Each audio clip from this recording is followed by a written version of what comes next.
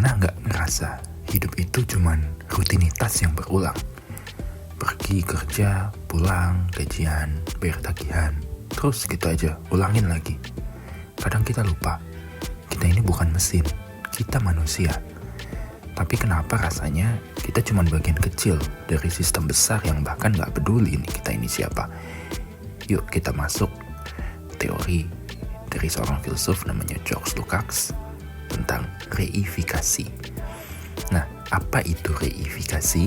Reifikasi itu adalah ketika hubungan manusia berubah jadi hubungan antar benda. Dalam sistem kapitalis, Lukács bilang, kita mulai melihat manusia bukan sebagai makhluk hidup yang kompleks, tapi sebagai alat, fungsi, atau komoditas. Contohnya, seorang pegawai dianggap sumber daya manusia. Seorang dosen gitu ya dinilai dari angka skornya atau akreditasinya. Bahkan nih, cinta aja itu dipandang sebagai investasi emosi gitu. Nah, inilah akibatnya hubungan sosial jadi dingin, terukur, dan makin jauh dari makna. Lukács itu melihat reifikasi sebagai efek samping dari kapitalisme. Dalam sistem ini, segala sesuatu diubah menjadi komoditas. Bahkan ya manusia. Nih bayangin deh, kamu bukan lagi nama kamu gitu, kamu bukan lagi identitas asli kamu, tapi kamu cuman pegawai nomor 58, atau kamu adalah seorang pegawai di kantor mana gitu, atau kamu adalah seorang pedagang ini, atau bahkan di database suatu brand gitu, kamu kayak oh ya ini list pengguna aktif bulanan kita, ada tuh angka kamu di situ. Jadi nilai manusia ditentukan oleh produktivitasnya, waktu dihitung berdasarkan output apa yang bisa kita kasih, dan identitas dikaitkan dengan gaji, jabatan, dan juga efisiensi. Disinilah manusia bisa kehilangan subjektivitasnya. Kita jadi nggak lebih dari sekedar barang, seperti angka aja dalam laporan. Nah, reifikasi itu gak bisa kita sadarin. Sering banget kita gak sadar udah ngalamin ya.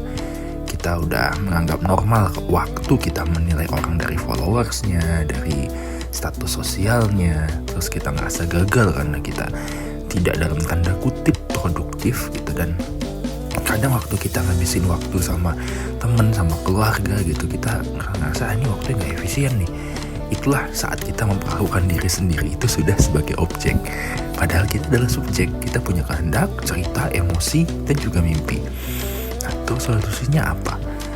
Lukács percaya bahwa kelas pekerja gitu ya, atau istilahnya proletariat itu punya potensi untuk sadar bahwa hidup mereka ini nggak cuman sekedar itu gitu, bahwa sistem ini bisa diubah.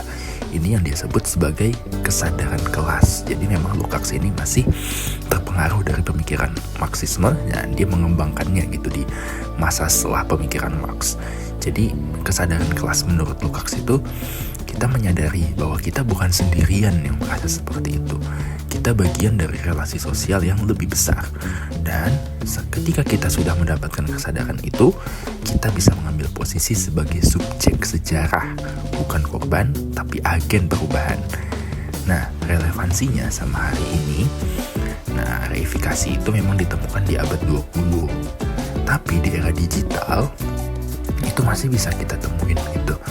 Terutama setelah makin banyak gitu ya aplikasi yang melacak kecenderungan kita apa, algoritma di sosial media, di website, atau apa itu menentukan pilihan kita di online shop juga.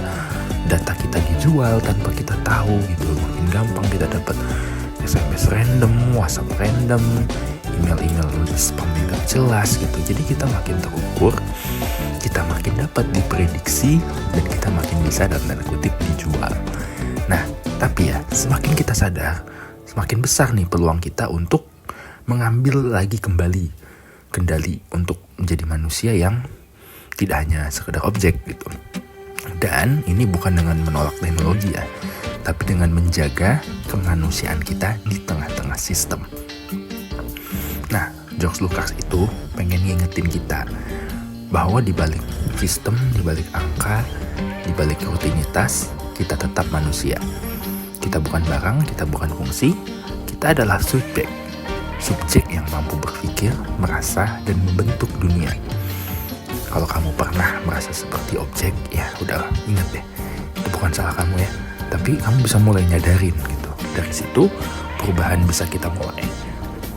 Nah, apa momen dalam hidup kamu yang bikin kamu pertama kali ngerasa seperti bagian dari mesin? Dan apa yang kamu lakuin untuk ngadepinnya? Coba share di komentar. Oke, sampai jumpa di episode berikutnya.